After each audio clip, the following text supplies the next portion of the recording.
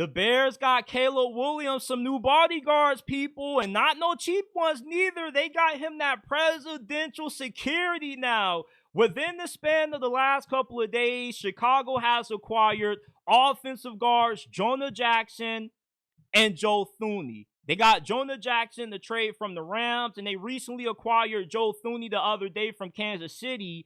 Joe Thuney, although he is up there in age, he still is, one of the 3 best interior offensive linemen in the game. And Jonah Jackson, he had a career year in Detroit under offensive coordinator Ben Johnson a few years ago.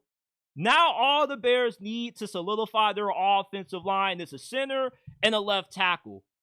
And then Caleb Williams will finally have everything he needs up front to have a good season in year 2. And for Chicago, you know, getting Ben Johnson has shown me that this organization is committed to winning. It's been widely thrown out there that this organization, they're a little cheap, they're a little frugal, they're scared to make moves, but ever since they've made Ryan Poles their general manager, they've been a little bit more aggressive when it comes to acquiring talent. It just seems like now, when they have a huge lingering issue, they don't take forever in the day to address it. They knew the offensive line was the biggest issue that they had to solve this offseason. And that's the first thing that they prioritized. And that's why I'm confident that Ben Johnson is going to succeed as the head coach of the Bears. If they would have hired any other head coach, I don't know if they would have made these moves. Because as soon as he took this job, in his first press conference, he said, you know, we got to protect our franchise quarterback. We got to improve the offensive line. Normally, you have coaches and general managers acknowledge needs, and then they push them in the back burner for other positions. Like last year, the Chicago Bears should have addressed the offensive line. But instead, they went all out on giving Caleb Williams some good receivers to throw to, and it doesn't matter how good your receiving core is if you don't have enough damn time to throw them the football. With the new bodyguards that the Chicago Bears have just given Caleb Williams, this offense is going to take a monumental leap next year. You're now going to have more consistency on the ground.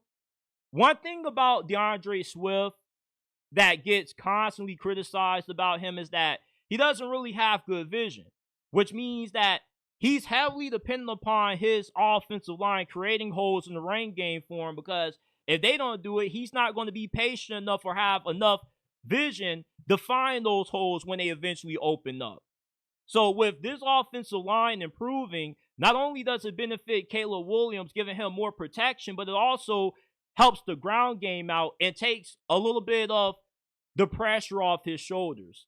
I felt like Chicago relied on Caleb Williams way too much considering how bad their offensive line was. You can't be asking a rookie quarterback to throw the ball 30, 40 times a game behind an offensive line that as soon as he drops back to throw, immediately there's a guy right in front of his face about to knock his head off his shoulders.